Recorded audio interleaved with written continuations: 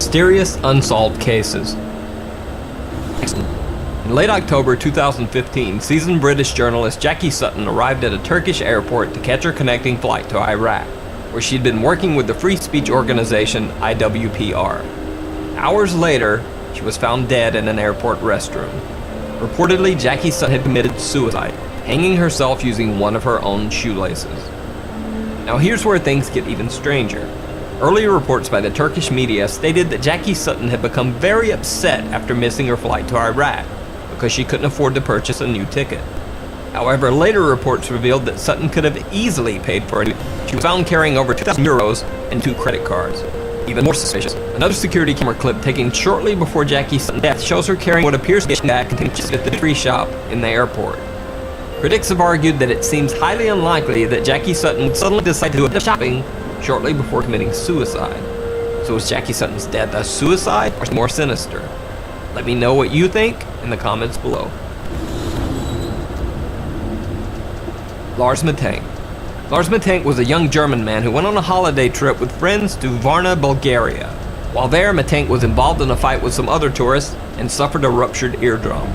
Because of the ear injury, Lars Mattank was unable to fly, so he couldn't return to Germany with his friends. He rented a room in a hostel in a poor area of Varna, Bulgaria, determined to wait until his ear had healed enough so that he could fly back to Germany. However, that same night, Lars Mattank called his mother and said that there was something strange about the hostel that he was staying in, and that she should cancel all of his credit cards. Even later that same night, Lars Mattank was full of panic, headed for the airport. He called her again, this time saying 4 strange men following him, and he was hiding. 2 hours later, Lars Mattank caught a cab and arrived at the Varna airport in the early morning hours. On airport security cameras, Lars can be seen entering the airport with his luggage.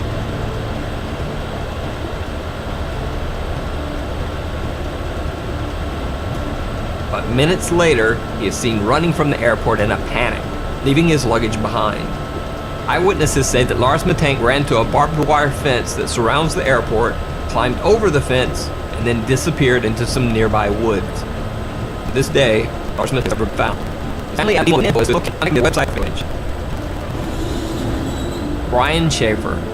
One of the strangest disappearances on record is that of Brian Schaefer, an Ohio State medical student. On March 31st, 2006, Brian Schaefer decided to go for a night with some of his college friends. They met at the Ugly Tuna, an upstairs bar at Ohio State's South Campus. Brian can be seen arriving at the bar with his 2 friends. They're smiling and laughing as they exit the escalator to the 2nd floor bar. Around 10 p.m., Brian called his longtime girlfriend, with whom he had planned a spring break getaway to Miami a few days later. Brian told her that he loved her and would see her soon. Brian's girlfriend said that the call was nothing out of the ordinary. Later, Brian Schaefer is seen again on security camera near the escalator, talking to 2 girls. He seems to say goodbye and then head back to the bar. Brian Schaefer was never seen again. Security cameras covering the only exits of the Ugly Tuna Saloon bar do not show Brian Schaefer ever leaving. The only possible other exit would have been through an area of the bar that was under heavy construction at the time and closed off to the public. However, even if Schaefer had left through the construction area, there are multiple other security cameras in the bar's vicinity. None of these cameras picked up footage of Brian Schaefer ever leaving the bar. It's almost as if Brian Schaefer disappeared in thin air in the middle of a crowded bar. Alan Gill. On the evening of February 23, 2014, Alan Gill took a strange trip through Cornwall, England. Captured by surveillance cameras, Gill spent his evening wandering the streets of several different cities for hours. He was seen in Wadebridge, then traveled by bus to Truro, then on to Newquay, then back to Perranporth. No one knows why Alan Gill took this strange trip, or what he was doing wandering the streets of 4 different cities all night. The next morning, the dead body of Alan Gill washed up on the shore of Perranporth Beach. Gill was naked, one sock and one shoe, but the story gets even stranger. Alan Gill's other sock was found wadded up inside his mouth, wrapped in the cord of a pair of earbud-type headphones. Near his body was a black jacket containing a wallet with 95 British pounds, but his bank cards, credit cards, and ID were missing. However, the wallet contained a single bizarre picture: Alan Gill as a child. Even stranger, the jacket the wallet was found in was not the one that Alan Gill had been wearing on the night of his death. Initially, Alan Gill's death was thought to just be a very strange suicide. However, an autopsy revealed multiple unexplained injuries to Alan Gill's right hand, chest, and head. Police ruled the death as suspicious. The case still remains unsolved, and no one knows exactly what happened to Alan Gill. The Jamison family. One of the most bizarre disappearances in recent history is that of the Jamison family of Eufaula, Oklahoma.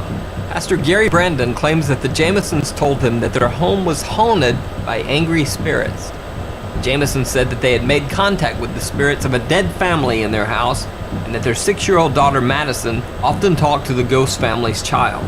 The Jamisons said that 2 of the ghosts were called Emily and Michael, and that one of the apparitions had wings like an angel.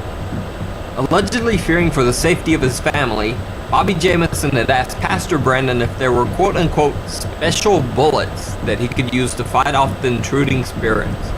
Pastor Brandon also said that Jamison mentioned that he had obtained a quote-unquote satanic Bible in order to attempt to ward off the ghostly beings. On October 8, 2009, the Jamison family loaded their pickup truck for a trip. They can be seen on their own front yard security camera moving things from their house to their truck.